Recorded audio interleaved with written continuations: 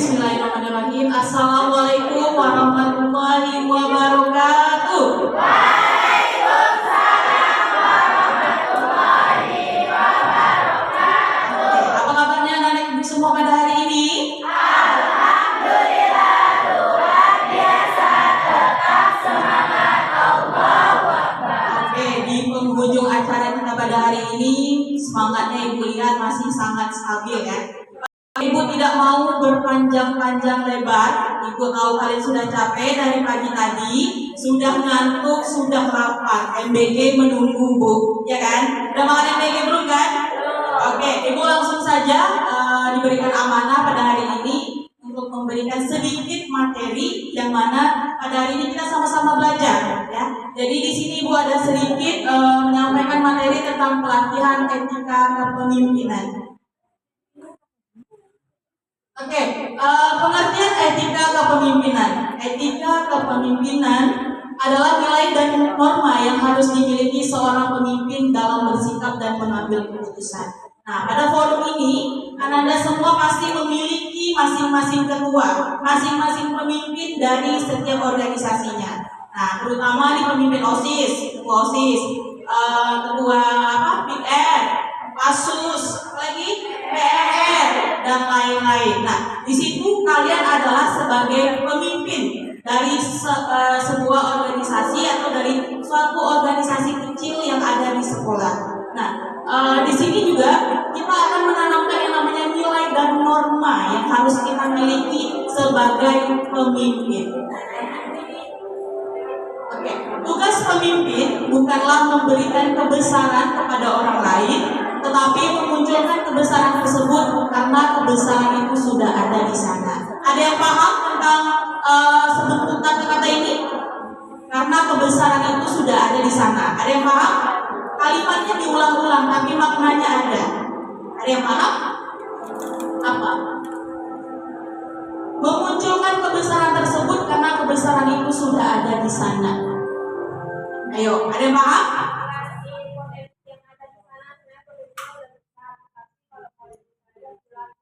Oke, iya. Jadi ibu yakin dan percaya, Ananda semua yang terpilih di sini memiliki potensi yang sangat besar. Jadi tidak perlu mencari potensi di luar sana, tetapi kita harus kembangkan semua anggota-anggota kita, semua orang-orang yang terlibat di dalam sebuah organisasi, sehingga terbentuklah suatu kebesaran yang ada di dalam forum kita, organisasi kita.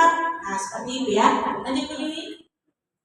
Oke, ciri-ciri pemimpin beretika. Nah, yang pertama, ciri-ciri pemimpin yang beretika yang pertama jujur dan bertanggung jawab. Yang kedua, adil terhadap semua anggota. Yang ketiga, memberi contoh yang baik, menghargai orang lain, tidak menyalahgunakan kekuasaan. Jadi ya, anak ibu semua, ibu kasih contoh yang lebih singkat. Kalau kita menjadi seorang pemimpin, semua kita bisa jadi pemimpin. Tapi pemimpin yang 5 poin inilah yang harus kita tanamkan. Jangan mentang-mentang kita menjadi pemimpin, kita sesuka hatinya saja tanpa memikirkan perasaan orang lain, tanpa memikirkan tata krama adab kita. Jangan seperti itu. Tapi jadilah pemimpin yang memiliki nilai moral dan 5 aspek-aspek yang ibu sudah cantumkan di situ ya. Terus prinsip etika kepemimpinan yang pertama berintegritas, yang kedua kejujuran, keadilan, tanggung jawab dan empati. Kadang ada pemimpin yang bagus, tapi empatinya kurang.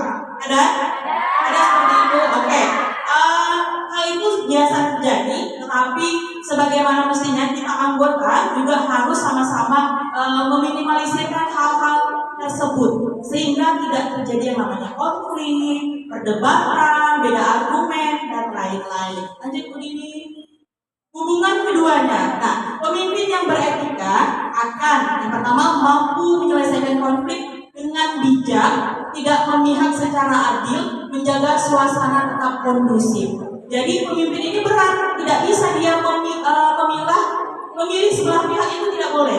Tetapi bagaimana caranya dari kedua pihak ini kita sama-sama harus bersifat netral. Ya, pemimpin itu harus bersifat netral. Kalau tidak netral, banyak sekali tuh permasalahan yang akan terjadi nanti di dalamnya. Ya. Oke, ini contoh sederhana Misalnya di kelas ada 2 siswa bertengkar. Ketua kelas harus yang pertama mendengarkan kedua pihak, tidak langsung menyalahkan dan mencari solusi yang adil. Pernah tidak di kelas kalian memiliki ketua kelas tapi tidak adil atau berpihak salah satu aja? Pernah? Pernah. Bagaimana nanti hasil akhirnya ketika ketua kelas atau pemimpin kelas kalian tidak memiliki sifat adil dan tidak mendengarkan kedua belah pihak? Apakah masalahnya makin panjang atau selesai? Makin panjang, terjadilah perselisihan, kemusuhan, malah yang ada memperkeruh suasana, ya. Oke, kita masuk materi yang kedua, ya. Jangan ada yang ngantuk. Oke, buka matanya besar-besar. Kita materi terakhir, Ibu harap semuanya tetap fokus dan mendengarkan. Oke, teknik dan strategi penyelesaian konflik. Tadi kita sudah belajar, sudah mendengar bagaimana caranya etika kepemimpinan. Nah, di sini yaitu teknik dan strategi penyelesaian konflik. Ibu, kenapa konflik itu harus diselesaikan? Sementara perang Israel Palestina aja tak selesai-selesai. Ada yang tahu?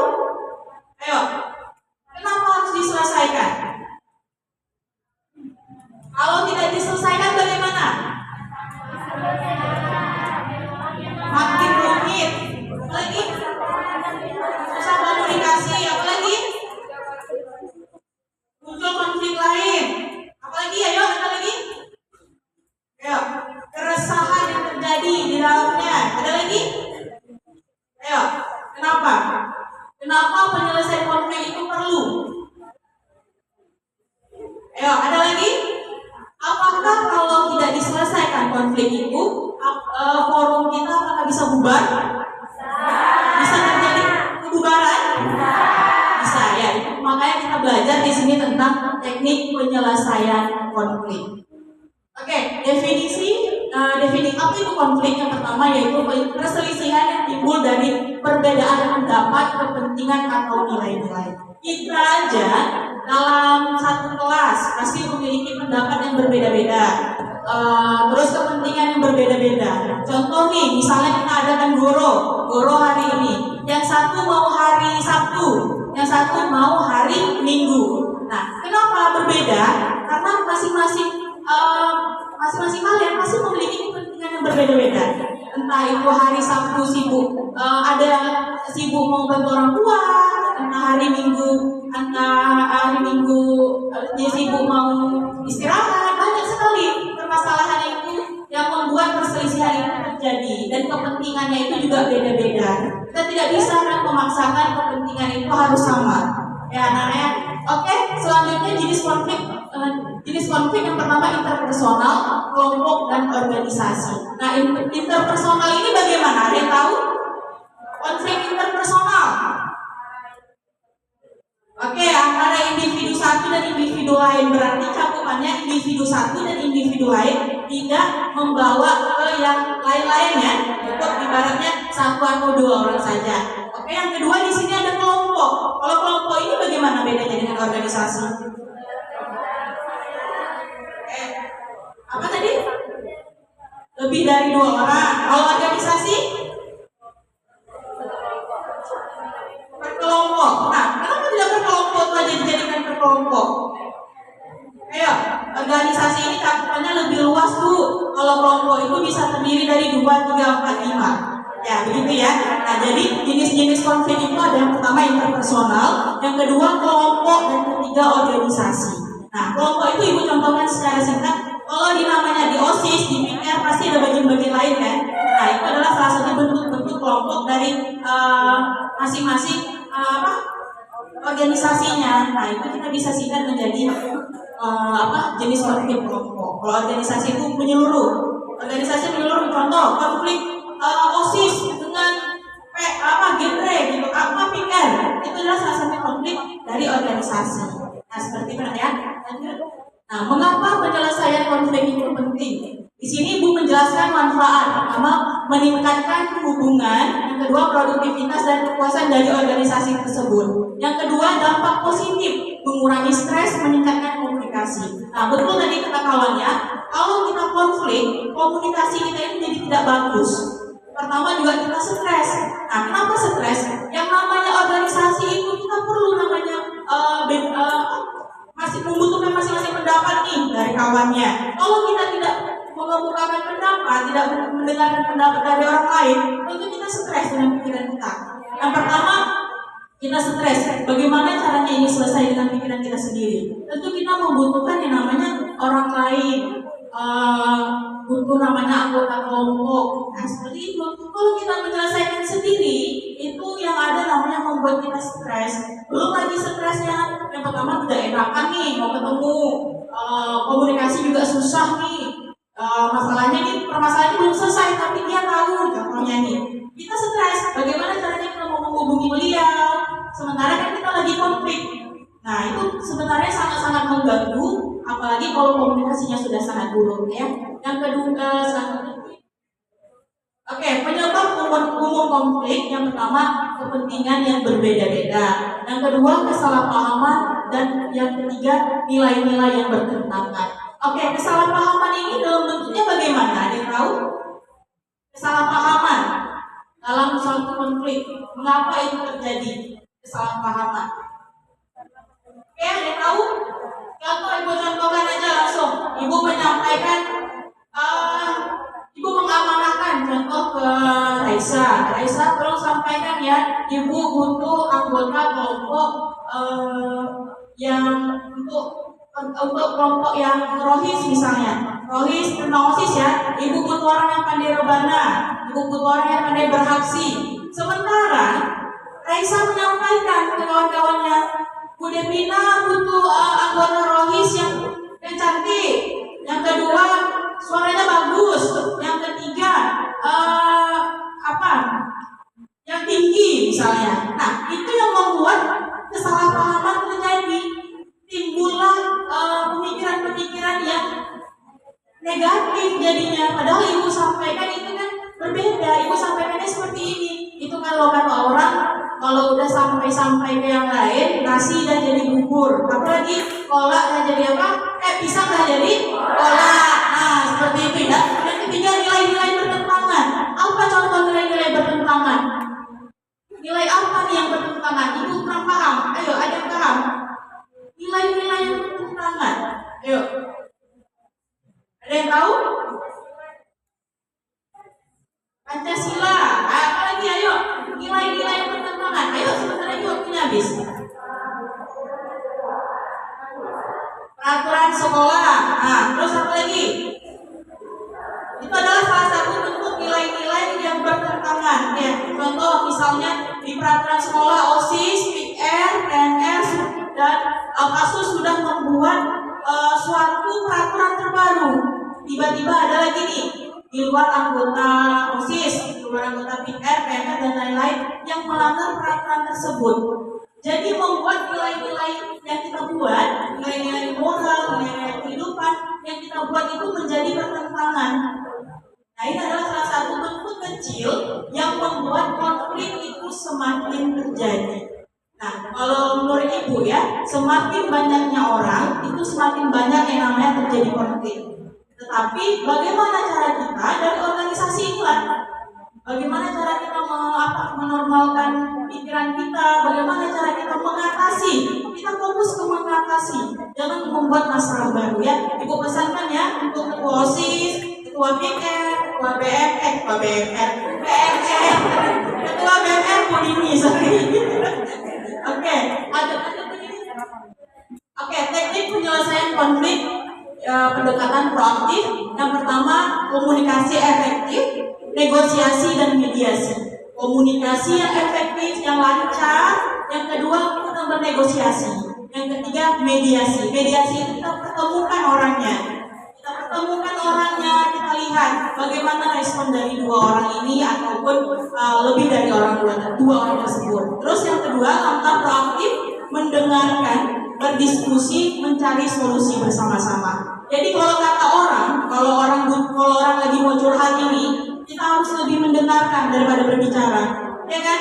kalau kita lanjutkan berbicara, pasti dia tidak akan selesai curhatnya. Malah kita jadinya yang tambah curhat ya. Jadi mendengarkan itu adalah teknik dan solusi yang paling baik ketika kita mendengarkan ketika kita mendengarkan kalau kawan-kawan yang lagi ada bermasalah.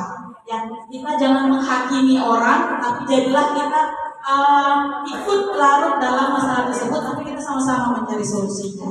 Oke, ya betul, mencari solusi bersama-sama. Langkah-langkah dalam penyelesaian konflik, yang pertama identifikasi masalah, pahami perspektif, temukan solusi bersama. Jadi kalau kita tidak identifikasi masalah, itulah yang tadi yang akan terjadi. Kita harus cari tahu dulu sumbernya, buktinya, seperti itu. Sehingga kita bisa mengetahui, oh ternyata masalah ini betul-betul valid, masalah ini dibuat-buat, masalah ini direkayasa. Nah, selanjutnya pahami perspektif. Ada yang tahu perspektif itu apa? Pahami perspektif. Ada yang tahu? Tidak ada yang tahu? Ya. Ya, memahami alur permasalahan. Jadi kita jangan kalau bahasa Indonesia itu alur maju, alur mundur. Nah, kita harus mengetahui ini alur mundur dulu atau alur maju dulu, atau alur yang maju mundur. Maju mundur cantik memang dia. Oke, yang terakhir temukan solusi bersama. Dari semua yang 2 poin PPT Ibu tadi, poin utamanya apa? Ayo, poinnya apa? Menemukan solusi bersama dari 2 permasalahan tersebut. Tidak ada masalah tanpa solusi, betul? Nah, oke. Jadi maka dari itu kita harus sama-sama berkomitmen dan bisa menjaga marwah integritas dari masing-masing organisasi kita. Bagaimana cara kita menjaga nilai norma-normanya yang ada sehingga terbentuklah suatu toleransi, solusi bersama. Jadi jangan ada yang namanya masing-masing organisasi itu konflik. Salah satu dari anggota kelompoknya ada yang tidak suka, dimusuhi satu organisasinya. Jangan seperti itu ya. Kita udah kelas 10, jangan pikiran-pikiran yang masalah kecil kita besar-besarkan, jangan. Itulah salah satu bentuk organisasi untuk mendewasakan kita, membuat pola pikir kita lebih bagus. Nah, seperti itu yang terakhir ini. Oke, contoh kasus dan solusi. Yang pertama, konflik di tempat kerja, solusinya mediasi dan kompromi. Nah, ini kalau misalnya kalian sedang rapat, ada konflik nih di dalam forum rapatnya, yaitu solusinya mediasi dan kompromi. Yang kedua, perselisihan keluarga, komunikasi terbuka dan efektif. Nah, itu adalah salah satu bentuk dari contoh yang mudah, ya nak ya. Nah, kesalahan umum dalam penyelesaian konflik. Yang pertama, mengabaikan emosi. Yang kedua, pendekatan agresif. Yang ketiga, solusi sepihak. Coba tengok gambarnya. Bagaimana caranya menyelesaikan konflik sementara dia bahu ketemu bahu, punggung ketemu punggung. Nah, merajuan, ya kan? Dan mengabaikan emosinya. Seharusnya kalau masalah itu kita temukan sama-sama solusinya, kan? Bukan malah mengabaikan. Contoh nih, aku marah sama Tony, sebenarnya apa lah Tony? Tentu tak enak kan? Seharusnya kita sama-sama cari solusi gitu. Kalaupun tidak bisa 2 orang menyelesaikan, butuh orang ketiga penengahnya, kayak gitu ya. Yang kedua, pendekatan agresif. Pendekatan agresif ini adalah salah satu kesalahan umum yang terjadi dalam penyelesaian konflik. Terlalu bagaimana tuh penyelesaian konflik? Pendekatan agresif itu bagaimana? Ada tahu? Tidak menyelesaikan dengan kepala dingin. Ada lagi? Agresif, pendekatan agresif. Ego dengan ego. Jadi fokusnya ke situ aja ya. Karena terlalu agresif nih, makanya ego ketemu ego. Nah, yang terakhir, solusi sepihak. Nah, gimana caranya solusi sepihak itu? Bisa ya solusi 2 pihak? Bisa? Solusi 2 pihak bisa? Bisa lah. Yang pertama kita mengetahui solusi dulu dari contoh nih dari Indi pengen solusinya gini. Sementara contoh Raisa pengen solusinya gini. Kita hari ini baju kuning ya. Aku tak mau baju kuning. Kulit aku misalnya tak cocok. Kita bajunya hijau